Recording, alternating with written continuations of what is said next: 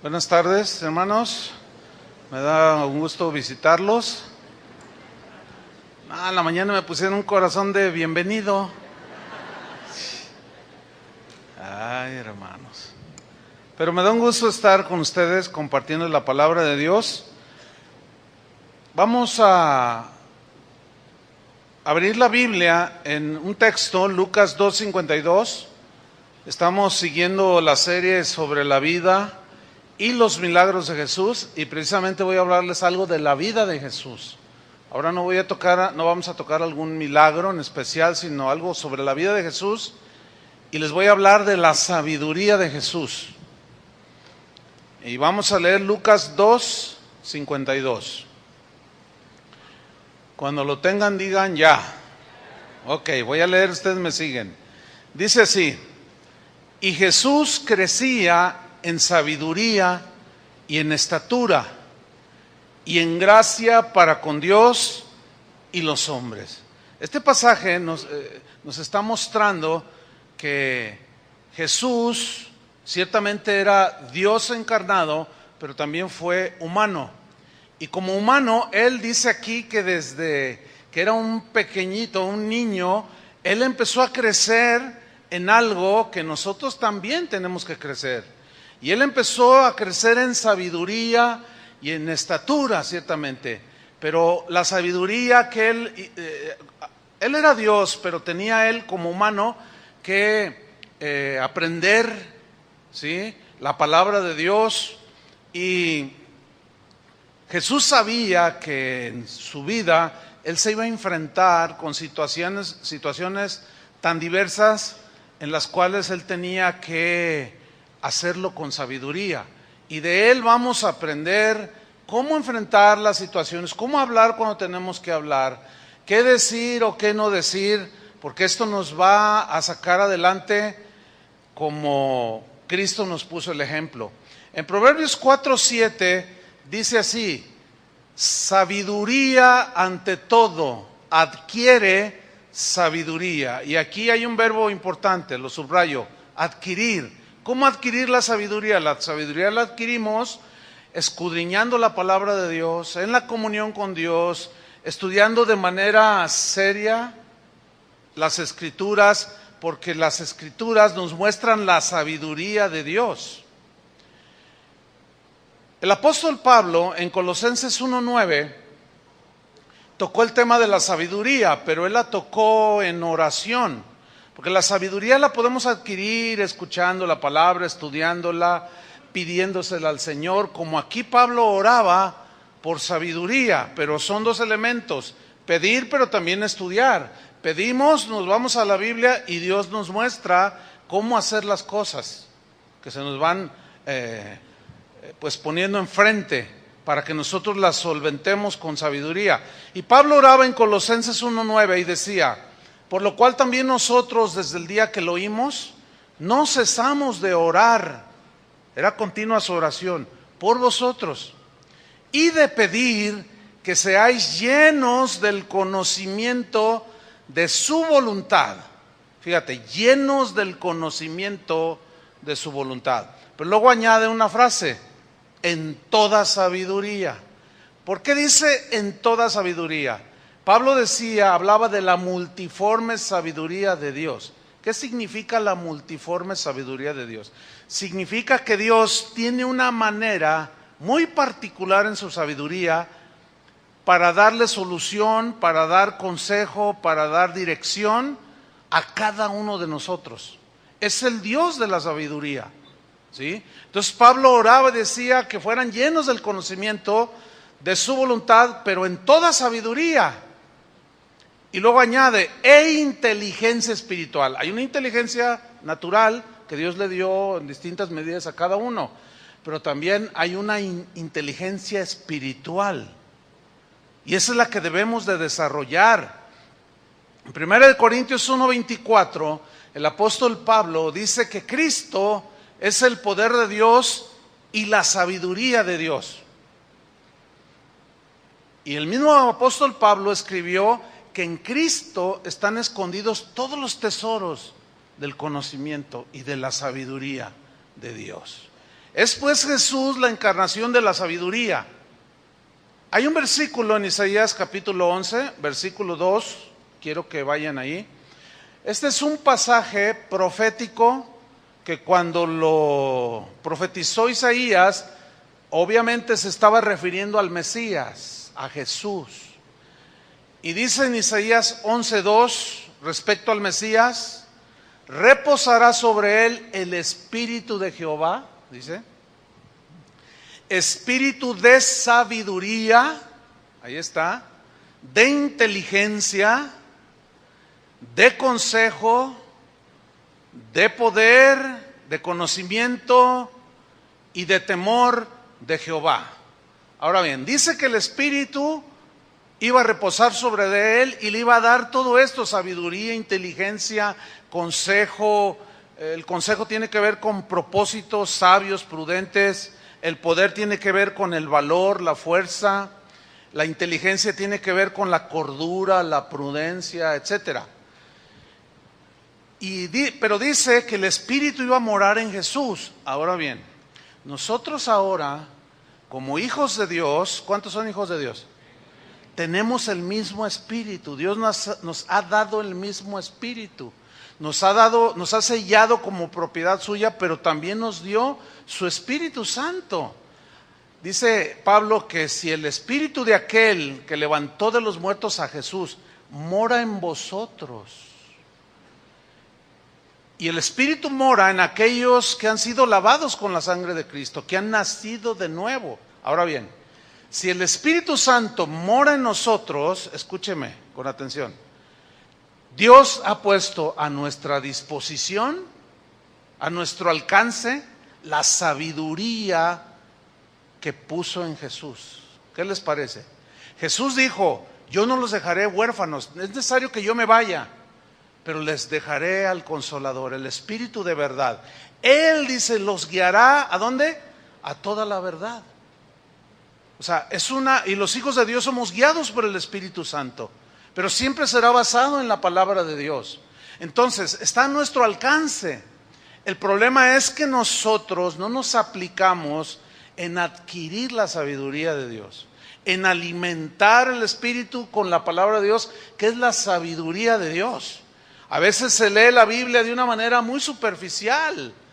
Yo les he comentado, yo no estoy en contra de que la Biblia se lea. Por supuesto que hay que leerla, pero a veces yo escucho cosas como: lea la Biblia en un año. Entonces la gente lee 5 capítulos al día. Ya los leí, ¿qué aprendiste? Pues no sé, pero ya los leí y ya cumplí. Yo ya leí toda la Biblia, y difícilmente la vuelven a tomar. La pregunta sería: ¿y qué aprendiste? Y es difícil que te digan algo provechoso. ¿Por qué? Porque nada más se lee así muy superficialmente. Y no, la palabra de Dios tiene que ser escudriñada, analizada, etcétera, etcétera. Pero aquí en el versículo 2 subrayo la sabiduría, porque eso es lo que les voy a hablar, de la sabiduría de Jesús. Y la palabra hebrea que se traduce por sabiduría aquí es una palabra que escribe la capacidad que el Espíritu Santo da, la habilidad que el Espíritu Santo le iba a dar a Jesús y que nos da a nosotros, escuche, para tomar decisiones correctas, decisiones sabias. Esa sabiduría de Dios nos capacita, nos habilita para saber enfrentar y contestar o quedarse callado, hacer las cosas en el momento oportuno, cuando se nos vayan presentando. Ese es lo que implica el espíritu de sabiduría aquí. En Proverbios 26, versículo 4 y 5, dice así: nunca respondas al necio de acuerdo con su necedad, para que no seas tú también como él. Pero luego en el versículo 5 nos dice algo que parece que contradice el versículo 4. Dice: responde al necio como merece su necedad. Pero no se contradicen. En el 4 dice: no respondas al necio de acuerdo con su necedad. Es decir, en el mismo nivel que él te dice o te agrede, Si él te grita y te ofende, tú le contestas y de igual manera, ya fuiste un necio como él. Te bajaste al nivel de él y te hiciste como él. Entonces, en ese sentido, no responder al necio. Pero en el versículo 5 dice, responde al necio como merece su necedad. Y ahí es donde entra la sabiduría. ¿Sí? Vamos a ver algunos ejemplos en la vida de Jesús, porque vamos a aprender de cómo él, pues al ir creciendo en sabiduría, se supo conducir de manera muy sabia con sus enemigos, contra los que lo hostigaban, lo perseguían, los que se burlaban, sus mismos discípulos, etcétera, etcétera. Vamos primero a Mateo capítulo 21, versículo 23. Vamos a ver el primer ejemplo cuando Jesús no solo no respondió, sino que evadió una pregunta, y veamos la sabiduría de Jesús. Dice Mateo 21, 23, cuando vino al templo, los principales sacerdotes y los ancianos del pueblo se acercaron a él mientras enseñaba. Yo quiero que usted haga un cuadro ahí en su imaginación. Estaba Jesús enseñando y se empezaron a acercar, unos por acá, por el pasillo de acá, otros por acá, y así como interesados, y se acercaron lo más que pudieron a Jesús y le dijeron, ¿con qué autoridad haces estas cosas? ¿Y quién te dio esta autoridad? Ahora, la pregunta aquí es, ¿qué significa estas cosas, lo que Jesús estaba haciendo? O mejor dicho, había hecho. El contexto nos dice que él había echado de la casa del Señor, había echado a los mercaderes, a los que abusaban de la fe de la gente, les volteó la mesa del dinero que manejaban ahí y los echó para afuera. Y ellos estaban molestos, ¿sí? Entonces le dicen, ¿con qué autoridad haces estas cosas? Le están preguntando, ¿eh? ¿Y quién te dio esta autoridad? En ese momento Jesús no les respondió que su autoridad venía por ser hijo de Dios. No, ellos no estaban interesados en saber quién era él. Por lo tanto, no les habló de quién era. La pregunta es, ¿por qué no les respondió?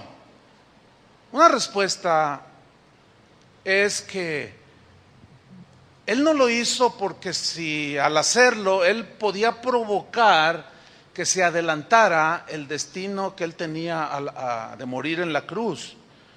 Todavía él tenía muchas cosas que hacer, todavía había muchas cosas que él tenía que enseñar, todavía había muchas enseñanzas que él tenía que dejarle a sus discípulos. Él tenía mucho que hablar todavía sobre el Padre, de quién era el Padre, que lo conocieran a través de él. Jesús tenía que enseñar mucho acerca del reino de Dios. Dio infinidad de parábolas, de enseñanzas. Tenía que todavía enseñarles a los discípulos de que todo aquel que quisiera seguirlo tenía que cargar una cruz, tenía que negarse. Entonces, él no podía precipitar las cosas. Era un hombre muy, muy oportuno, muy atinado, tomaba las decisiones para el momento oportuno, con mucha sabiduría. Y aquí pues Jesús nos está enseñando que al aplicar la sabiduría va implícito que lleva otros rasgos del carácter, como la paciencia, porque mucha gente se impacienta y toma decisiones precipitadas o dice afirmaciones precipitadas. A veces ofenden a los demás. Fíjese usted que nuestras vidas como cristianos, como simples seres humanos, pero también como cristianos, hay un elemento que es fundamental y es el siguiente. Nuestras vidas están sólidamente ligadas, como vivimos ahora y como vamos a vivir dentro de 1 año o 10 años, están sólidamente ligadas a las decisiones que usted y yo tomemos. Si usted toma decisiones precipitadas en la carne, si usted toma decisiones suyas no de acuerdo a la voluntad de Dios, usted se tiene que atener a esas consecuencias. Si usted toma decisiones oportunas en el momento, sabias, sabe qué decir, calla cuando debe hacerlo, y usted toma decisiones sabias, es obvio que su futuro en el Señor, en la obediencia hay revelación. hay conocimiento más profundo del Señor. Y Jesús sabía que Él tenía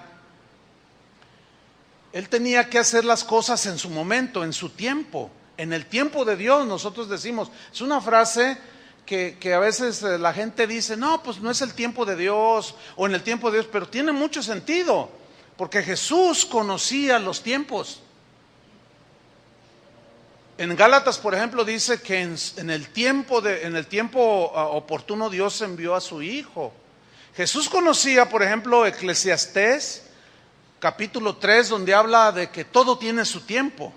Sin duda que lo sabía. Voy a leer unos 6, 7 versículos de Eclesiastés capítulo 3, donde habla de que todo en la vida tiene su tiempo, su momento de hacerlo o no hacerlo, de vivirlo o de rechazarlo, etc. Pero yo lo voy a leer en una versión amplificada. Eclesiastés 3:1, en mi versión dice así: todo tiene su momento oportuno, todo. Hay un tiempo para todo lo que se hace aquí en la tierra. Dice, hay un tiempo para nacer. ¿Cuántos ya nacieron de su mamá? Pues todos los que estamos aquí. Bueno, ese ya fue un tiempo, ya pasó, ya no puedes volver a nacer otra vez del vientre de tu madre.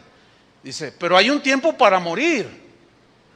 Escuche, esto es una verdad, como muchas verdades en la Escritura, que las leemos, pero bueno, sí hay tiempo de nacer y qué bonita es la vida, pero hay tiempo para morir. Escúcheme bien, y no es muy sabio, a ver si tienen ese bebé, gracias, no es muy sabio que tú tengas a tu abuelita de 1800 años ahí, agonizando y que todavía quieres que viva. ¿Cómo orar por tu abuelito o tu papá que tiene 97 años? ¿Cómo orar?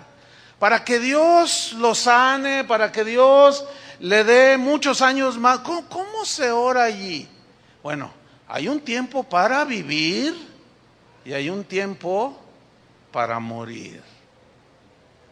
¿Cómo se ora ahí?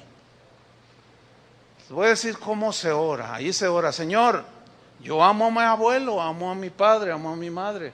Tú eres el dueño de la vida. El tiempo que tú quieras dejarlo más, está bien para mí. Ahora, cuando no se entiende esto y no hay sabiduría en nosotros, se muere tu abuelita o se muere el ser querido.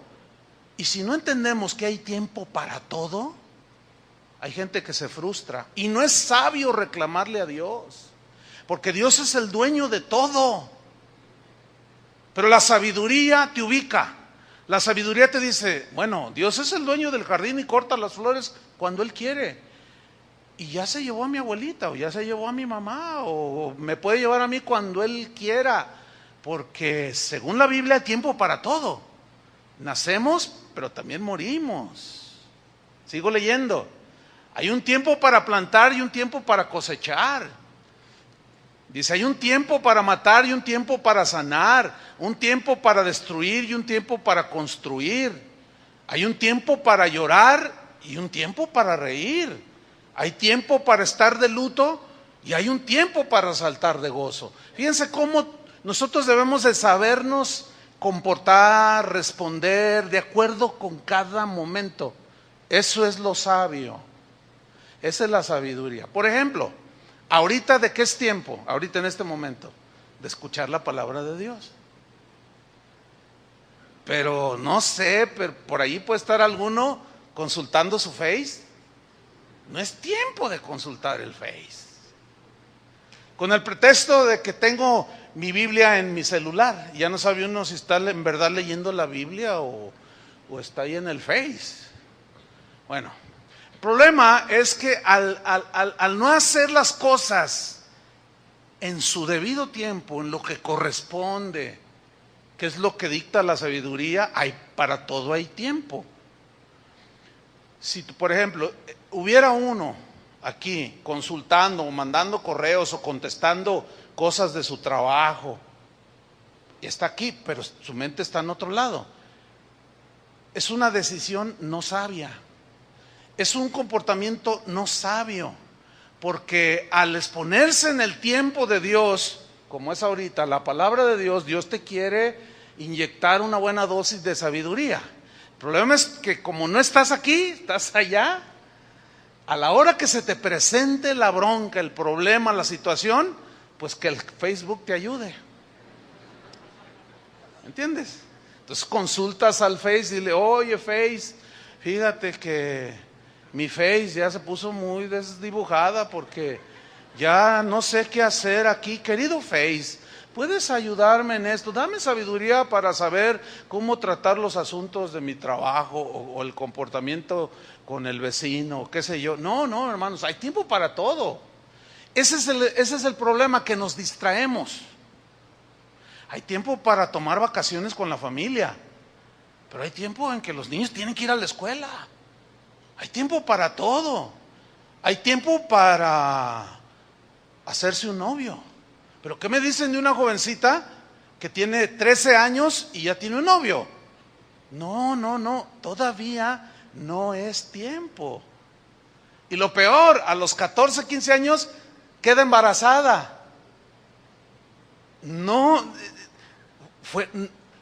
La sabiduría se alejó, corrió. Tú corrías, te quería alcanzar, pero corriste más fuerte. Le ganaste, la dejaste atrás. Ya se te frustraron tu carrera, o se frustraría tu carrera, tendrías la mirada y el desprecio de muchos de tus amigos. ¿Y todo por qué? Por no hacer las cosas en su tiempo. Porque Dios tiene destinado todos esos tiempos hermosos dentro del matrimonio, dentro de la familia. Entonces todo tiene su tiempo, hermanos. ¿Sí? Hay gente que no sabe, nos falta sabiduría a muchos seres humanos para saber cuándo es tiempo de qué, cómo responder, qué decir, qué hacer inclusive. Todo tiene su tiempo. Sigue diciendo en el versículo 5, hay un tiempo para esparcir piedras, pero hay un tiempo también para recogerlas. Hay un tiempo para abrazarse y hay un tiempo para despedirse. Hay un tiempo para intentar hacer las cosas y hay un tiempo para desistir de hacerlas. Hay un tiempo para guardar y hay un tiempo para desechar. Un tiempo para rasgar y un tiempo para coser. Un tiempo para callar y un tiempo para hablar. Pura sabiduría es esto, pero en su máxima expresión. ¿Por qué? Porque nos hace personas prudentes, sabias. Por eso la instrucción es, hijo mío, no menosprecies la enseñanza de tu padre. No deseches la instrucción de tu madre. No deseches. Atesórala, abrázala. Pero volvamos a la historia con Jesús, de que a él le preguntan, ¿con qué autoridad haces estas cosas? Ahí seguimos, Sigo en Mateo 21, 24. Vamos a ver cómo Jesús no solo no respondió, esquivó la pregunta con otra pregunta. Dice, versículo 24, respondiendo Jesús les dijo, yo también os haré una pregunta. Y si me la contestáis, también yo os diré con qué autoridad hago estas cosas. Dice el versículo 25. El bautismo de Juan, ¿de dónde era? ¿Del cielo o de los hombres? Ellos entonces discutían entre sí diciendo, si decimos del cielo nos dirá, ¿por qué pues no le creísteis? Y si decimos de los hombres, tememos al pueblo, porque todos tienen a Juan por profeta. Entonces voltean con Jesús y le responden, no sabemos. Y él también les dijo, tampoco yo os digo con qué autoridad hago estas cosas. No, yo, la verdad que yo cuando leo pasajes así, que parece que no tienen, te están cargados de sabiduría, hermano, de saber cómo responder, de saber cómo conducirse. Es una cátedra de comportamiento. Estos hombres eran hostiles al Señor. Y él supo cómo enfrentar eso, y tenía la sabiduría de Dios. Como alguien a quien pues le preguntaron sobre un enemigo, una persona que tenía un enemigo muy acérrimo que lo calumniaba y hacía escritos, le lanzaba periodicazos. Y entonces este hombre pues había sido fastidiado mucho por ese enemigo que tenía, y en una ocasión, como es un escritor este hombre, pues es una persona que conoce a la gente, le preguntaron, oye, ¿y qué con aquel? Pero así como para amarrar navajas, ¿no? Así como, no, pues contéstale, ponlo en su lugar, cosas así. Pero este hombre evadió la pregunta y contestó: hace tanto tiempo que no me hacían esa pregunta sobre su enemigo, que ya hasta se me olvidó la respuesta. Y el otro se quedó papaloteando así, ¿no? Bueno, fíjate, y no es un hombre cristiano. En otras palabras, yo no quiero polemizar. O sea, yo no le voy a contestar a mi enemigo. No me acuerdo siquiera. Qué sabiduría, ¿no? Muchas veces la mejor respuesta es evadir la pregunta. Otras es guardar silencio. Pero el necio demuestra enseguida su enojo, dice el proverbio. Pero el prudente calla, dice. Y no da por aludido el insulto, no se da por insultado, dice el Proverbios 12:16. Vamos a ver otro ejemplo en Mateo 22, búsquelo. Cuando Jesús ahí sí respondió. Pero vamos a ver la sabiduría con la que él respondió. Mateo 22, versículo 15. Dice así: entonces se fueron los fariseos y consultaron cómo sorprenderle en alguna palabra, y le enviaron los discípulos de ellos con los herodianos. Ok, aquí aparecen dos grupos distintos. Unos son los fariseos, otros son los herodianos. Ok, ¿quiénes eran los fariseos? Los fariseos eran la línea judía más legalista, más estricta que existía. Los más religiosos, hasta le habían agregado, exageraban la ley de Dios, la palabra de Dios. Eran tan estrictos en sus prácticas que cualquiera que no se lavara las manos, hiciera un montón de rituales, eran descalificados por los fariseos. Estos estaban totalmente en contra de Roma, en el sentido de que al pagar impuestos, bueno, ¿quiénes eran los herodianos? Para amarrar mejor el pensamiento. El otro grupo, los herodianos, eran los allegados a Herodes, el rey Herodes. Ahora, estos herodianos eran los encargados de cobrar los impuestos de parte de Roma a todo judío. Ahora, ¿a quién le gusta pagar impuestos? Sean sinceros. A nadie. Nomás no se enoje, mi hermana. A nadie le gusta pagar. El asunto con estos impuestos es que los fariseos, como eran bien estrictos, ellos sabían que todos los impuestos que los judíos le pagaban a Roma, una partida de esos impuestos iban a la manutención de los sacerdotes y los templos paganos.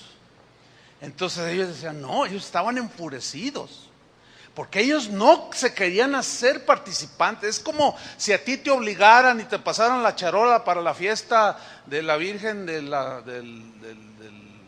Cañada o qué sé yo. Entonces tú dices, no, pues no, porque no, aquí no es si quieres, aquí tienes que apoyar, tienes que aportar. No quiero, y de alguna manera te obligaran. Pues tú no ibas a estar de acuerdo, ¿verdad? Tampoco ellos. Dicen, no, nada de los impuestos que yo le pago a Roma tiene que ser usado para los templos paganos. No, de ninguna manera. Y luego los herodianos, que estaban para sacar los impuestos. Ahora bien, estos dos bandos se juntaron. Mire, Dios los hace y ellos se juntan, ¿eh? ¡Qué tremendo! Pero ¿para qué se juntaron? Dice, para sorprenderle en alguna palabra, dice en el versículo 15. Sorprender aquí significa poner una trampa, embaucarlo, ponerle una trampa. ¿En qué consistía la trampa? Vamos a seguir leyendo. Versículo 16, y le enviaron los discípulos de los fariseos con los herodianos, diciendo, maestro, sabemos que eres amante de la verdad. Suenan bien piadosos, ¿verdad? y que enseñas con verdad el camino de Dios. Sabemos que no te cuidas de nadie porque no miras la apariencia de los hombres, pero dinos, a ver, ¿qué te parece? ¿Es lícito dar tributo a César o no? Acuérdense que eran los fariseos y los herodianos. Y él los mira así, ¿no? Dice, a ver, ¿es lícito darle impuestos, pagarles impuestos a César o no es lícito? Ellos platicaron, es obvio aquí, que dijeron, no, pues si dice que no, Roma se va sobre él y hasta aquí llegó Jesús. Y si dice que sí, no, pues los fariseos, en base a la ley, tenían argumentos para condenar a Jesús y desaparecerlo. Dijeron, ya lo agarramos. Pero no contaban con su astucia. Es lícito, dice el versículo 18, pero Jesús, conociendo la malicia de ellos, en el caso de Jesús, Él obviamente nos llevaba toda la ventaja, porque Él como Dios conoce el corazón de las personas. Nosotros no tenemos más que una mínima parte de algún discernimiento, de poder por el Espíritu discernir la intención de una persona. Pero Él conocía la malicia, dice, de ellos, y les dijo, ¿por qué me tentáis, hipócritas? Mire, en la sabiduría misma de Dios, yo le aconsejo, le doy un consejo, no hagan lo mismo que Jesús aquí. Porque Jesús sí conocía el corazón, y nosotros nos podemos equivocar. No llegue usted con su abuelito, ¿verdad? Que ya está allí con su cocol. Y usted llega y abuelo, pues mira, hoy escuché que hay tiempo para todo y ya se está llegando la hora. Así es que mira, no seas hipócrita que tú vas a la iglesia, no seas hipócrita, no puedes llegar así. No. ¿Verdad que no? No, eso es imprudente. ¿Por qué? Porque tú no conoces el corazón de Él. ¿Qué tal si lo que le has compartido el Señor ya está haciendo algo y tú llegas y regas la sopa con imprudencia o falta de sabiduría? Pero aquí en el caso de Jesús les dice en el versículo 19, a ver, mostradme la moneda del tributo, muéstrenmela. Y ellos le presentaron un denario, ya iban preparados, ¿no? ¿Qué sabe? Traían ahí su dinero, un denario equivalía a un día de salario. Y sacan una moneda. Todas las monedas donde aparecía la figura de alguien era porque era considerado en algunas ocasiones como Dios mismo. César se autodenominaba Dios, o era alguien muy importante. Así se acuñaban las monedas en el tiempo pasado, ¿sí? Entonces le presentan una moneda y en el versículo 20 les dijo, ¿de quién es esta imagen? Y les enseña la moneda, ¿no? Y la inscripción. Y le dijeron, de César. Pero esperando la respuesta para atraparlo. Y les dijo, dad pues a César lo que es del César y a Dios lo que es de Dios. Oyendo esto se maravillaron y dejándole se fueron. Claro, los dejó callados. Se fueron así, todos pues desconcertados. Ellos no esperaban semejante afirmación. Ahora, ¿qué quiso decir Jesús con dad al César lo que es del César y a Dios lo que es de Dios? El cristiano promedio te dice ahí cualquier cosa, no, pues es que dale a Dios, y te dicen algunas definiciones certeras, pero quizás limitadas. Hoy vamos a extendernos un poquito. Una definición ciertamente corta, no así metiéndonos profundamente, pero escúcheme bien. ¿Qué quiso decir Jesús cuando les dice, dad pues al César lo que es del César y a Dios lo que es de Dios? Estaba diciendo el Señor, todos estamos aquí en esta tierra. Todas las sociedades, hermanos, todas las culturas se mueven, todos los países cobran impuestos a los residentes de esos países. ¿Están de acuerdo conmigo? Todos, no hay un país donde no se cobren impuestos. La teoría es la teoría es de que al pagar impuestos, el gobierno tiene los medios para traducirlos, los medios económicos para traducirlos en bienestar, en servicios para los ciudadanos de estos países. Entonces, los ciudadanos de los países pagan impuestos para que el gobierno traiga el agua de Chapala, traiga el agua de los acueductos, haga hidroeléctricas, ponga postes, y entonces tú ya nada más con un switch te cobran la luz ciertamente, pero en realidad pues es un bien, ¿no? Y de eso y de muchas otras cosas el gobierno, de la educación, la salud, tiene que traducirlo en el bienestar de los habitantes de esos países. Bien, todos debemos de participar con el César, entiéndese, con el Estado.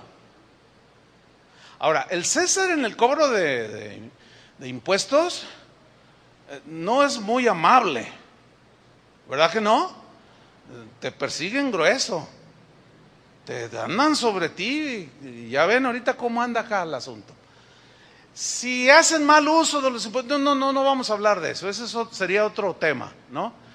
Pero nosotros tenemos que participar. Si tú haces un negocio y te ganas $1,000,000, bueno, la ley dice que hay que pagar impuestos, ¿sí o no? Ok. Pero de alguna manera te las ingenias con algún contador cristiano para no pagar. Ok, entonces no diste tu aportación al César, al Estado, porque César aquí representa el Estado. Entonces tú tomas tu auto y tomas aquí la avenida y agarras Washington, que acaba de ser pavimentada con cemento hidráulico. Escúchame bien, tú estarías usando algo de manera injusta, inmerecida, porque no participaste.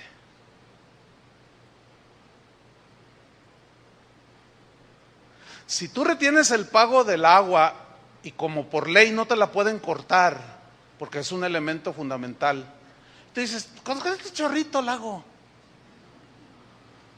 O compro pipas o qué sé yo, pero tú sigues usándola, la estás usando de manera injusta, a costa de los que sí cumplieron con el César. ¿Están entendiendo? Eso es lo que Jesús quiso decir, o sea, tienen que ser buenos ciudadanos, tienen que saberse comportar. Pero luego dice, y a Dios lo que es de Dios. Ahora, ¿qué le pertenece a Dios? Escúchenme bien. Esa afirmación del Señor, y a Dios lo que es de Dios, no incluye solo lo económico, por supuesto que no, porque los adoradores del César adoraban al César, los que iban a adorar a Dios tenían que adorar a Dios, ¿sí o no? Ahí ciertamente iba a haber una disyuntiva, pero a Dios, en el caso de los creyentes, le corresponde la obediencia, la gloria, la alabanza. ¿Me estoy explicando? El primer lugar, en el caso de nosotros los creyentes, pero sí incluye, escúcheme bien, el que si nosotros creemos que Jesús es el Mesías, el Hijo de Dios, y que Él nos encomendó la predicación, la difusión del Evangelio, que nos reuniéramos y cada vez que nos reuniéramos lo alabáramos, la palabra de Dios fuese expuesta, todos creo, no tengo la menor duda, que todos aquí tienen el mínimo sentido común para entender que cuesta. ¿Verdad que tienen el mínimo sentido, así aunque sea 1 gramo, para entender? Ahora, si ustedes de los que dicen, no, yo no doy nada, ¿verdad? Porque han abusado y esto, y qué harán con los diezmos, y qué harán con las ofrendas, y no, yo no doy nada, dicen. Bueno, ciertamente algunos han abusado de la fe de los creyentes y les han dicho, traigan sus diezmos a la casa del Señor, y si no, porque si no, están bajo maldición. Mentira, eso no es cierto. No es cierto que están bajo maldición por no diezmar, hermanos. Y lo que es peor, les dicen, se va a ir al infierno. También es una mentira.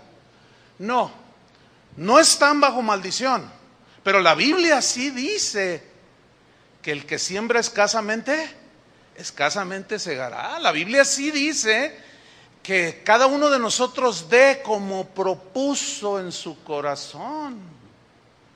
Y se supone que el cristiano que cree en la difusión del Evangelio apoya la obra del ministerio, de la obra de Dios. Ahora, si usted es de los que dicen, no, pues aún así con esa explicación no me convence, porque de que los hay, entonces, no, pues yo pues yo vengo aquí. Ok, usted viene aquí, nadie le dice nada, pero esa silla en la que usted está sentado costó, hay un costo de mantenimiento. Si usted de pronto le dan ganas de ir a un lugar, va allí, al baño pues, usa el agua, prende la luz, usa jabón, y luego llega otra vez y se sienta. Si usted no ha entendido lo que es del César y a Dios lo que es de Dios, usted está de manera injusta, a costa de los que sí han entendido, usted está usando de manera injusta lo que cuesta hacer. ¿Me explico? Cuando sale la factura del aire para no tener tanto calor, pues es una feria. Usted lo está disfrutando. Entonces, bueno, fíjese, la respuesta de Jesús tiene muchos pero lo que a mí me maravilla es lo corto de la respuesta, pero con un significado tan profundo, hermanos. ¡Qué sabiduría! Dad pues al César lo que es del César y a Dios de Dios. Y puso en su lugar a los herodianos y a los fariseos y a todos los feos, y también a nosotros los cristianos. Es ahí en la palabra de Dios donde podemos extraer la sabiduría, el entendimiento, hermanos, para saber obrar en el momento oportuno, con la prudencia debida, con las palabras o las acciones correctas. Esa es la sabiduría de Dios, hermanos, que tiene que ver mucho con lo práctico, pero también con la inteligencia espiritual. Una vez, yo les he compartido en alguna ocasión este caso. Fui a visitar a un amigo allá en la ciudad de Chicago, un pastor, y estando allí con él, llegó su hija y me dice, oye, cuéntale al pastor lo que te pasó, hija. ¿Qué te pasó? Dice, fíjese, pastor, que allí en el salón donde yo estoy en la escuela, en el high school, allí, mi salón, somos 25 alumnas, somos puras mujeres, pero me hacen bullying, se burlan de mí, me atacan, me dicen cosas, pintan monos en el pizarrón y ponen mi nombre. Le digo, sí, dice, sí, y todo, ¿sabe por qué, pastor? Porque soy virgen. Porque, bueno, yo soy cristiana y mis convicciones son esas. Yo voy a llegar virgen al matrimonio, pero me hacen bullying, me hacen burla. Entonces yo a veces llego con mi papá y a veces sí lloro, pastor, la verdad, porque es bien duro el ataque, la burla, el menosprecio. Porque yo soy joven, me dicen que no disfruto la vida, que soy una monja, que estoy loca, que me lavaron el cerebro, que soy una retrógrada, y todo lo que ustedes saben, lo que le dicen a alguien que quiere vivir para Dios. Dice, pero hay una clase donde a veces por equipos o individualmente nos dejan exponer temas libres. Y el maestro que me dice, tú vas a tal día a exponer un tema libre. Entonces yo vine con mi papá, papá, fíjate que tengo que dar yo tema libre, ¿de qué les hablaré? Dice, pues ora, hija, dice. Entonces dice, yo me puse a orar, y si yo claramente oí que el Señor me dijo, háblales sobre la virginidad. ¿La virginidad? Oye, papá, el Señor me está diciendo esto. Dice, yo te ayudo a buscar información. Empezaron a buscar información científica de doctores, toda la bibliografía la sintetizaron y llega a la clase. Yo se les voy a sintetizar, ella me la explicó casi toda, ¿no? Pero yo les estoy sintetizando. Dice, les voy a hablar sobre la la importancia de tener relaciones sexuales a su debido tiempo y la desventaja de que tienen cuando se inicia de manera prematura. Y empezaron a hacer sus caritas las muchachas, ¿no? Y empezó ahí, el doctor fulano de tal de la universidad tal ha comprobado que las chicas, las mujeres que tienen relaciones sexuales de manera muy temprana son más propensas al cáncer de útero, etcétera, etcétera. Ahí todas las definiciones y estadísticas y todo, y todas están, y como una regla era no interrumpir, pues tenían que comer todo lo que estaba diciendo, pues todos, sí, ¿no?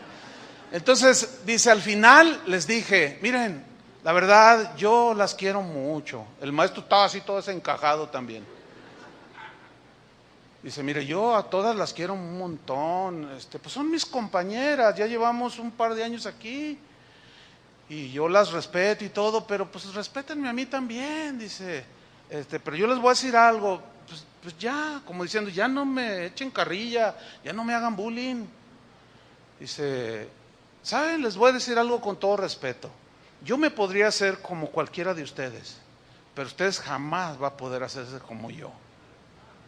Y sí, me bajé y empecé a oír, pues más de una se soltó llorando. Dice, al final de la clase, una me dice, no, sí es cierto, dice, te echamos carrilla, te hacemos bullying, pero traigo una enfermedad. Y no le quiero decir a mis padres. Dice, después se le acercó otra, estoy embarazada. Mira, todas esas ya frustraron sus vidas. Pero qué sabiduría le dio el Señor a esta muchacha, ¿o no? Eso es sabiduría. ¡Wow! ¡Qué tremendo! ¿Se acuerdan cuando una vez estaba Jesús por allí y se le acercó una turba y lanzaron enfrente de ella así, aventaron a una mujer y le dijeron, a ver tú, maestro, la ley dice que aquel que sea sorprendido en adulterio sea muerto. Dice, y hemos encontrado a esta mujer en el acto mismo del adulterio. O sea, los cacharon en la alcoba. Y nuestra ley dice que este tipo de mujeres debe morir. ¿Qué dices tú? Entonces, si él decía, pues sí, así dice la ley, pues la iban a apedrear. Todos ya traían la piedra acá atrás. ¿Sí? Pero vean la sabiduría mezclada con la misericordia, mezclada con la bondad de Dios, con el perdón, con Dios. Y todos así, pues ¿tú qué dices? Dice que él escribía en tierra, se especula, no que escribía, no se sabe. Pero estos insistían, porque miren qué justos eran. Trajeron a la adúltera, pero el adúltero, ¿dónde estaba? Probablemente era algún diputado, algún síndico, algún presidente municipal por allí que no quería que se supiera, pero a la adúltera sí la trajeron allí. Entonces Jesús les dice, el que de vosotros esté sin pecado, tírele la primera piedra. ¿Qué es eso? Pura sabiduría, ¿o no? O sea, para poner a cada quien en su lugar, hermanos. Escúcheme bien. A una mujer, ahora que estuve en Estados Unidos, tuve la oportunidad de leer, a una mujer cristiana, periodista, le preguntaron que qué opinaba ella como cristiana y periodista, porque en Estados Unidos acaban de legalizar la unión de personas del mismo sexo, o sea, el matrimonio, mujer con mujer, ya se pueden casar allá, hombre con hombre. Entonces ella dijo, no, pues yo los respeto, son las decisiones de cada quien. Dice, lo que sí yo diría, por otro lado, es que si ellos insisten en ofender a Dios y hasta lo nombran y que Dios así me hizo y que Dios, y no quieren a Dios en sus vidas, dice, entonces yo les pregunto, ¿por qué insisten? Si no quieren a Dios en sus vidas y lo rechazan, ¿por qué insisten que los case un sacerdote o un pastor? Y el que hizo la pregunta así como que se sacó de onda, así como que no supo qué responder. Porque sí es cierto, ¿no? Tiene mucho sentido y mucha sabiduría. Pues si no quiere nada con Dios, entonces ¿por qué? ¿Por qué están exigiendo que los casen los pastores o los sacerdotes? Y no, pues ya la dejaron allí, ¿verdad? Estando allá mismo, nos enteramos que una pareja de hombres fueron donde estaba un pastor con unos cristianos, sabían que era pastor. Y de una manera así agresiva le dijeron, a ver, ¿usted qué piensa de nosotros? Dice, no, pues mi opinión no cuenta, sino lo que dice Dios. Pues, ¿qué dice Dios? Pero a mí Dios me ama. Bueno, sí te ama, pero lo que haces, no. Y Él está dispuesto a perdonarte. Pues, ¿qué? A ver, ¿qué dice la Biblia? Entonces Él le cita ahí Romanos y Corintios. Y le pusieron una golpiza, hermano, al pastor. Lo golpearon. Entonces, ellos demandan que se les respeten sus libertades que ahora ya los gobiernos les dan, que les respetemos su manera de pensar y de conducirse, y creo que debemos hacerlo. No se me adelante, escúcheme, porque aquí es donde tenemos que aplicar la sabiduría de Dios. Pero no consentimos en las prácticas porque Dios no las consiente. ¿Me explico? No las acepta. Para Dios eso no es algo ilícito totalmente. Pero ellos demandan que nosotros respetemos, pero ellos no nos respetan a nosotros la libertad que tenemos de no creer como ellos. ¿Cierto? Pero, ¿qué dice la sabiduría? Bueno, escuchen bien. Miren, hace como unos 10 años, 12 años, ya hace bastantito, yo di unos 2 o 3 enseñanzas, por ahí están, acerca de este tema, propiamente de las relaciones homosexuales. Y bueno, eran otros tiempos, ¿sí? Eran otros tiempos donde, pues, uno decía una cosa, ellos decían otra cosa, y yo debo reconocer que en aquel tiempo, en esa enseñanza, usé 3, 4 ironías, ¿sí? Y uno que otro sarcasmo en cuanto a definiciones. Y yo recuerdo que a algunos se les salieron la risa, ¿no? Bueno, hoy la sabiduría nos dice que sigamos predicando el Evangelio sin rebajarlo en su contenido, pero con otro tono. Yo ya no voy a volver a hacer ironías. ¿Sabe por qué? Porque sin duda se va a aprobar esa ley que la Suprema Corte ya extendió a todos los estados. Se va a aprobar. Nos estamos modernizando. Estamos entrando a la globalización del mundo. ¿Sí? Entonces, tenemos que saber cómo conducirnos. En Estados Unidos, si por ejemplo usted, un predicador cualquiera, se para en una esquina y dice, los homosexuales se van al infierno. No, de ahí te agarra la policía y te mete a la cárcel, porque estás agrediendo. Y ya ponen una demanda contra ti, te bajan un dineral, te dejan un rato ahí y finalmente sales, pero ya.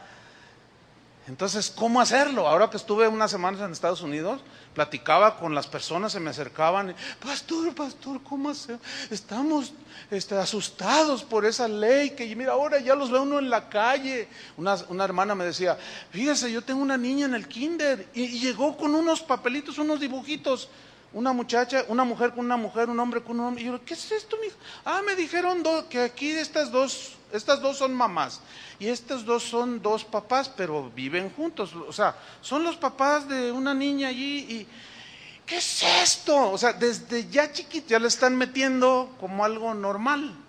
¿Qué hacemos? Escúchenme bien. Yo les dije, no sé. No, ya los alcanzó a ellos, ya los alcanzó.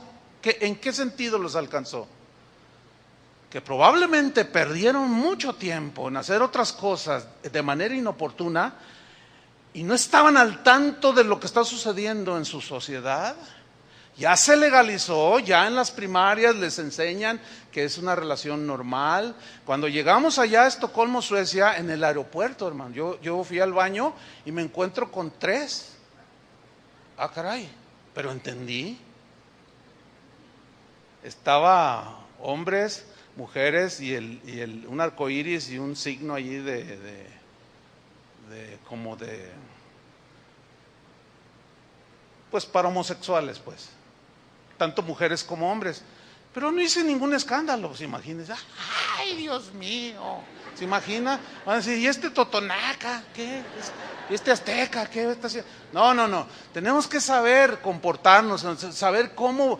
Yo les dije, bueno, mira, lo único que les puedo decir es esto. El Estado los tiene unas horas a sus hijos en las escuelas, pero ustedes los tienen todo el día. Señoras, les dije, ustedes que son bien noveleras, dejen de ver tanta novela, dejen de desperdiciar el tiempo, póngase a buscar la sabiduría de Dios, a ver cómo vas a instruir a tu hija, cómo vas a instruir a tus hijos para decirles, mira, hijo, así es, este es el mundo. ¿Y cómo se lo explique? No, ¿cómo se lo explico? No sé, busque usted la sabiduría. Imagínese a cada uno, yo no soy el Espíritu Santo, pero ya los alcanzó allá y aquí nos va a alcanzar. No pierdan el tiempo ya. Algunos todavía están jugando. Todavía dicen, pues y al cabo, ya en la iglesia allí le enseñan de Dios y todo. Pues es una parte, nosotros tenemos que hacer nuestra tarea, pero es su responsabilidad, hermano. ¿Qué le va a decir a sus hijos? Hay una sabiduría de Dios, ¿entiende? Hay una manera de acercarse a ellos y de explicarles, pero también de aconsejarles y de decirles, pero mira, hija, hijo, aquí las cosas se están poniendo de esta manera. Tú no agredas. No lo hagas en son de burla. O sea, hermanos, la Biblia dice que debemos de vivir sabiamente, aprovechando bien el tiempo, porque los días, ¿cómo son? Malos. Tú necesitas, igual que todos los cristianos, necesitamos la sabiduría propia para cada situación, ¿sí o no? Ayer, después del mensaje, pues la gente se acerca a veces pidiendo un consejo, una opinión, o simplemente te quiere comentar. Y hubo un caso ahí de, pastor, ¿qué hago? Dice, pues acabo de descubrir que un familiar mío muy cercano pues tiene esas tendencias. Dice, no sé si decirle a los papás o a los tutores. Yo le dije, sí, diles, y a lo mejor ahorita están en tiempo para corregir esa conducta. Nosotros creemos que se puede corregir. Aquí hay gente que vivió esas experiencias y el Señor los libró, ¿sí? Entonces, hay una sabiduría, hermano, que tenemos que buscar. Pero ahí está en Dios. Fíjate, cuando a Jesús, en una ocasión, cuando ya lo habían prendido, Pilato le pregunta, oye, le hace unas preguntas, y Jesús se queda callado, no le contesta. Y de pronto Pilato le dice, ¿por qué no me respondes? ¿Qué no sabes que tengo autoridad para soltarte o enviarte a la muerte? Y ahí le responde Jesús y le dice, no tendrías autoridad si no te fuese dada del Padre. Entonces dice que en eso uno se acercó y le dio una bofetada porque le respondió a Pilato y lo descontó al Señor, le puso un golpazo, una bofetada. Entonces Jesús le dice, si yo hice mal, dime en qué está el mal. Y si no hice ningún mal, si mi respuesta no fue mala, o sea, fue justa, ¿por qué me pegas? Y usted dice, bueno, ¿y eso qué? Ahí le va. Parece que no tiene nada, pero tiene la sabiduría de Dios ahí, en una cápsula chiquita. Pero es como los concentrados esos que te dicen de Jingo Biloba y no sé qué. Una capsulita así, pero te despierta el cerebro. La sabiduría en todo su contenido. ¿Por qué? Porque Jesús ahí está apelando a que se le hizo algo injusto. Y tú dices, bueno, pero entonces, ¿por qué lo crucificaron injustamente? Ese es otro tema, porque Él tenía que morir por nuestros pecados, ¿cierto? a veces la gente me pregunta, oiga pastor, fíjese que traigo este problema y no sé qué hacer, es que me fraudearon, falsificaron mis firmas, qué sé yo, ya me quitaron mi negocio, me quieren quitar mi casa, pero yo no firmé, pero ¿y qué hago? Entonces yo le digo, mire, como un caso que yo recuerdo, pues ponga una demanda. Ay, pastor, ¿cómo me da ese consejo? ¿Somos cristianos? Yo le dije, sí somos cristianos, pero mire, la Biblia dice que las leyes están para castigar al malo. Las leyes están para defender al justo, o sea, al que no debe nada ante la sociedad. Entonces, ¿podemos hacer uso de las leyes del Estado? La respuesta es sí. Sí podemos hacerlo. Se lo voy a ilustrar. Supongamos que usted termina la reunión y al salir ya no está su auto. Se lo robaron. ¿Qué tiene que hacer usted? Usted dice, no, pues los que piensan así, que les falta el conocimiento que te da y por lo tanto la sabiduría. Dice, no, pues yo creo que lo necesitaba más que yo, hermano. Pues está bien, gloria a Dios, yo soy cristiano. No, espérate, hermano, no, eso sería imprudente. Porque ¿qué tal si al salir lo vaya, salta un Oxxo? O un 7-Eleven, o qué sé yo. Y luego ahí se le va un balazo y mata a alguien. Y huye en tu auto y lo deja abandonado, allí cuadras más adelante. Y tú dices, no, porque soy cristiano. ¿Sabes qué va a hacer la policía? Todos ya, por el sentido común ya saben qué pasaría. Te van a agarrar, te van a meter a la cárcel y van a decir que fuiste tú. ¿Y qué les vas a decir? Es que yo soy cristiano y no debía de denunciar. No, hermanos. A veces, es que hay, por ejemplo, si alguien te dice, préstame 10,000 pesos y te firmo, una vecina, qué sé yo, pues está bien, y te firma, y no te paga. ¿Puedes ir a una corte de tipo mercantil a ponerle demanda para que te paguen? Sí. ¿Están de acuerdo conmigo? Sí, porque es tu dinero y ella dijo que se lo prestaras. Sí puedes hacerlo. Eso es, en primera instancia, una alternativa, pero está otra alternativa, que es, bueno, perdonarle la deuda. Entonces, hay quienes, el Señor, cuando oran, el Señor, ¿qué hago? Hay quienes Dios les dice, perdónale la deuda, y ellos obedecen. ¿Entiende? Hay quienes les dice, adelante, ponle una demanda. Oye, pues es que el Señor me dijo que lo pusiera porque va a seguir abusando de más familiares míos. No, pues ve y pónsela.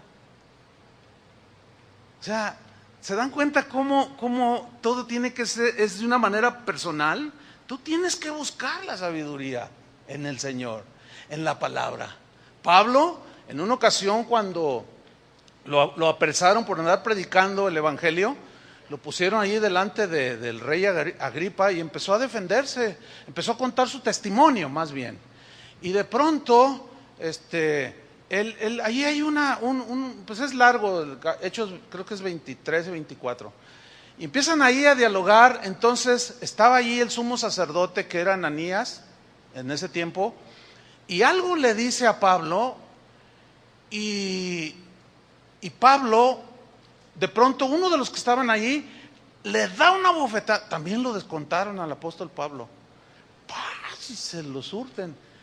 Entonces le dice, ¿por qué me pegas? Le dice Pablo, pared blanqueada. ¿Han leído ese pasaje? ¿Por qué me pegas, pared blanqueada? Y luego uno le dice, ¡Ey! Tranquilo, en otras palabras, ¿no? Dice, ¿qué no sabes que es el sumo sacerdote? Y Pablo dice, esto está tremendo. Dice, no sabía que él era el sumo sacerdote. Dice, porque escrito está, no injuriarás a un príncipe de Israel. Tú dices, ¿y ahora qué? ¿Y dónde está la lección? Bueno, la voy a explicar. Algunos la captaron, otros no, se las voy a explicar. ¿Saben qué hizo Pablo? Él tenía un claro entendimiento de que las autoridades son delegadas por Dios. Que si el presidente de México es presidente es porque Dios en su soberanía lo permitió. ¿Me explico? Okay, no puedo meterme mucho en eso, se me va el tiempo. Pero él tenía un claro entendimiento. Entonces cuando él hace eso y le dice, pared blanqueada, ¿por qué me pegas? Le dice. ¡Ey! Le dice, ¿qué no sabes qué es? ¿Quién es? Es el sumo sacerdote del templo y del ministerio. Oh, dice, no sabía.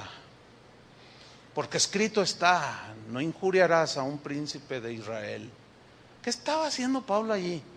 Estaba de un exceso, rebasó la línea, pero luego se regresó.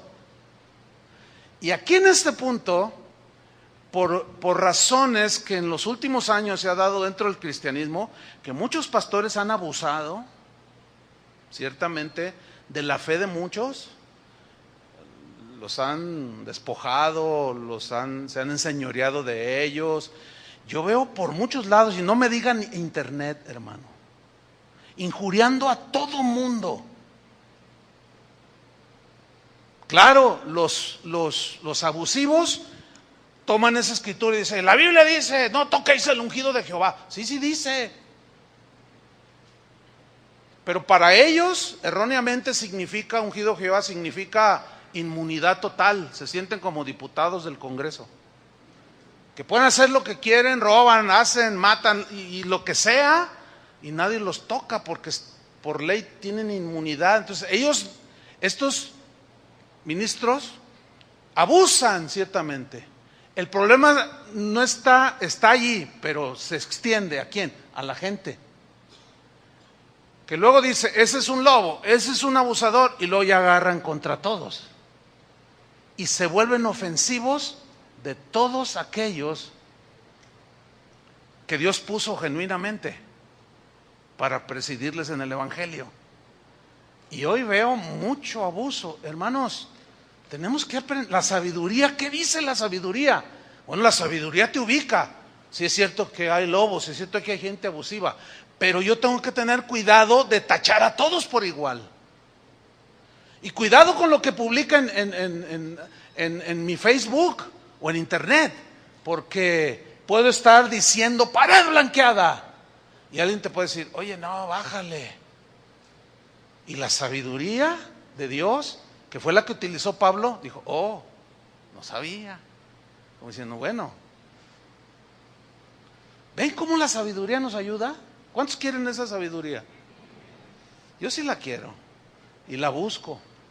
El hermano Pablo, que ustedes recuerdan, siempre, toda la vida decía, hermano, sabiduría, siempre nos decía, sabiduría, hermano, donde quiera, sí, su saludo era, sabiduría, hermano. Recuerdan que él no hablaba muy bien el español, ¿no? Y tenía un acento tremendo. Y cuando se despedía, llegaba y me daba la mano, hermano Chuy, sabiduría, sabiduría, hermano. Y luego ya se despedía, sabiduría, hermanos, sabiduría.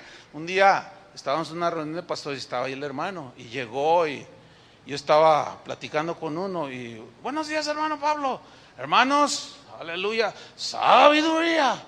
Y el que estaba a mi lado me dijo, este viejito ya me enfadó. No debería de provocarles risa. Yo no sé por qué se rieron. Dice, este viejito ya me enfadó. Yo, ¿qué? Sí, ay, sabiduría. Pregúntenme cómo está ese pastor. Unas metidas de pata que para qué te cuento. No da una en el ministerio. Y rebasa la línea continuamente. Rechazó la sabiduría. No la tiene. Y es bien triste y lamentable. Sabiduría, hermanos. ¿Cuántos quieren esa sabiduría? Hijo mío, no menosprecies la sabiduría de Dios. Abrázala, dice. Atesórala, porque ella te va a ayudar. Oremos. Señor, te agradecemos tu palabra. Gracias porque en ella encontramos las respuestas para saber cómo vivir, cómo hacer, qué decir, qué no decir. Gracias, Jesús, porque tuviste y sigues siendo nuestro máximo ejemplo.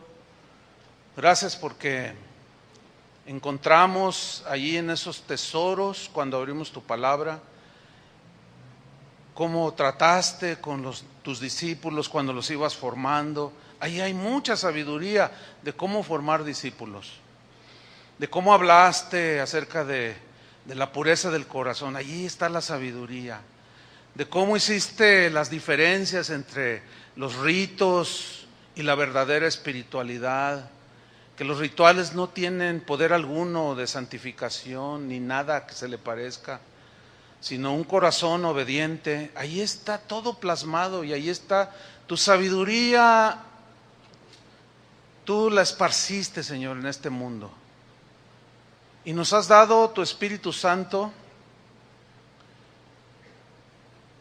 Y este Espíritu Santo que has hecho morar en cada uno de nosotros fue el que inspiraste, con el que Él inspiró al apóstol Pablo cuando escribió a los Corintios y dijo: el espiritual acomoda lo espiritual a lo espiritual. Todo lo acomoda en su debido lugar. Tiene una respuesta en su debido tiempo, tiene una acción en su debido tiempo. Señor, danos esa inteligencia espiritual para saber ubicarnos en los tiempos, discernir los tiempos, que no son nada fáciles, son peligrosos. Queremos saber cómo conducirnos en esta evolución en los países, Señor. Aquí en México, aprobándose leyes con las cuales sabemos que tú estás totalmente en contra, pero sin embargo nosotros las vamos a enfrentar. Y hay una sabiduría tuya, Señor, para seguir predicando el Evangelio sin rebajar el contenido. Danos sabiduría, Señor. Yo te pido también sabiduría para los que son padres, cómo enfrentar todo este tsunami de inmoralidad, de depravación, de libertinaje. ¿Cómo poder dirigir a sus hijos en tus caminos para que no sean arrastrados y no los tome por sorpresa, como algunos hermanos han sido tomados en varios países donde se están legalizando prácticas tan aberrantes como la pederastia, que ya están debatiéndola en los congresos, en Suecia, en Holanda. Señor, esto está terrible, pero sabemos que donde abunda el pecado, sobreabunda la gracia, y también tenemos que crecer como Jesús, en sabiduría, en gracia, contigo, Señor, y con los hombres, para saber cómo conducirnos en medio de esta generación maligna y perversa, entre la cual nosotros debemos de brillar, de ser como luminares en medio de esta oscuridad.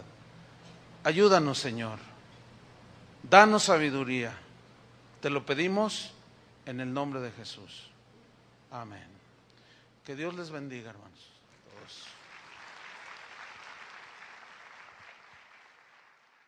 A dar todo esto: sabiduría, inteligencia, consejo.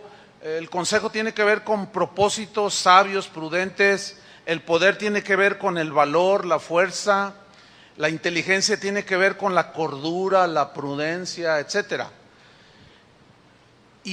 Pero dice que el Espíritu iba a morar en Jesús. Ahora bien, nosotros ahora, como hijos de Dios, ¿cuántos son hijos de Dios? Tenemos el mismo Espíritu. Dios nos ha dado el mismo Espíritu. Nos ha sellado como propiedad suya, pero también nos dio su Espíritu Santo. Dice Pablo que si el Espíritu de aquel que levantó de los muertos a Jesús mora en vosotros, y el Espíritu mora en aquellos que han sido lavados con la sangre de Cristo, que han nacido de nuevo. Ahora bien, si el Espíritu Santo mora en nosotros, escúcheme con atención, Dios ha puesto a nuestra disposición, a nuestro alcance, la sabiduría que puso en Jesús. ¿Qué les parece? Jesús dijo: yo no los dejaré huérfanos, es necesario que yo me vaya, pero les dejaré al Consolador, el Espíritu de verdad. Él, dice, los guiará, ¿a dónde? A toda la verdad. O sea, y los hijos de Dios somos guiados por el gen espiritual. Hay una inteligencia natural que Dios le dio en distintas medidas a cada uno, pero también hay una inteligencia espiritual, y esa es la que debemos de desarrollar. En 1 Corintios 1:24, el apóstol Pablo dice que Cristo es el poder de Dios y la sabiduría de Dios. Y el mismo apóstol Pablo escribió que en Cristo están escondidos todos los tesoros del conocimiento y de la sabiduría de Dios. Es pues Jesús la encarnación de la sabiduría. Hay un versículo en Isaías capítulo 11, versículo 2, quiero que vayan ahí. Este es un pasaje profético que cuando lo profetizó Isaías, obviamente se estaba refiriendo al Mesías, a Jesús. Y dice en Isaías 11:2, respecto al Mesías: reposará sobre él el Espíritu de Jehová, dice, espíritu de sabiduría, ahí está, de inteligencia, de consejo, de poder, de conocimiento y de temor de Jehová. Ahora bien, dice que el Espíritu iba a reposar sobre él y le iba a... Buenas tardes, hermanos. Me da un gusto visitarlos. En la mañana me pusieron un corazón de bienvenido. Ay, hermanos. Pero me da un gusto estar con ustedes compartiendo la palabra de Dios. Vamos a abrir la Biblia en un texto, Lucas 2:52. Estamos siguiendo la serie sobre la vida y los milagros de Jesús, y precisamente voy a hablarles algo de la vida de Jesús. Ahora no vamos a tocar algún milagro en especial, sino algo sobre la vida de Jesús, y les voy a hablar de la sabiduría de Jesús. Y vamos a leer Lucas 2:52. Cuando lo tengan, digan ya. Ok, voy a leer, ustedes me siguen. Dice así: y Jesús crecía en sabiduría y en estatura y en gracia para con Dios y los hombres. Este pasaje nos está mostrando que Jesús ciertamente era Dios encarnado, pero también fue humano. Y como humano, Él dice aquí que desde que era un pequeñito, un niño, Él empezó a crecer en algo que nosotros también tenemos que crecer. Y Él empezó a crecer en sabiduría y en estatura, ciertamente. Pero la sabiduría que Él era Dios, pero tenía Él como humano que aprender, ¿sí?, la palabra de Dios. Y Jesús sabía que en su vida Él se iba a enfrentar con situaciones tan diversas en las cuales Él tenía que hacerlo con sabiduría. Y de Él vamos a aprender cómo enfrentar las situaciones, cómo hablar cuando tenemos que hablar, qué decir o qué no decir, porque esto nos va a sacar adelante como Cristo nos puso el ejemplo. En Proverbios 4:7 dice así: sabiduría ante todo, adquiere sabiduría. Y aquí hay un verbo importante, lo subrayo: adquirir. ¿Cómo adquirir la sabiduría? La sabiduría la adquirimos escudriñando la palabra de Dios, en la comunión con Dios, estudiando de manera seria las Escrituras, porque las Escrituras nos muestran la sabiduría de Dios. El apóstol Pablo en Colosenses 1:9 tocó el tema de la sabiduría, pero él la tocó en oración, porque la sabiduría la podemos adquirir escuchando la palabra, estudiándola, pidiéndosela al Señor, como aquí Pablo oraba por sabiduría, pero son dos elementos: pedir, pero también estudiar. Pedimos, nos vamos a la Biblia y Dios nos muestra cómo hacer las cosas que se nos van pues poniendo enfrente. para que nosotros las solventemos con sabiduría. Y Pablo oraba en Colosenses 1:9 y decía, por lo cual también nosotros desde el día que lo oímos, no cesamos de orar, era continua su oración, por vosotros, y de pedir que seáis llenos del conocimiento de su voluntad. Fíjate, llenos del conocimiento de su voluntad. Pero luego añade una frase, en toda sabiduría. ¿Por qué dice en toda sabiduría? Pablo hablaba de la multiforme sabiduría de Dios. ¿Qué significa la multiforme sabiduría de Dios? Significa que Dios tiene una manera muy particular en su sabiduría para darle solución, para dar consejo, para dar dirección a cada uno de nosotros. Es el Dios de la sabiduría, ¿sí? Entonces Pablo oraba y decía que fueran llenos del conocimiento de su voluntad, pero en toda sabiduría. Y luego añade, e inteligencia.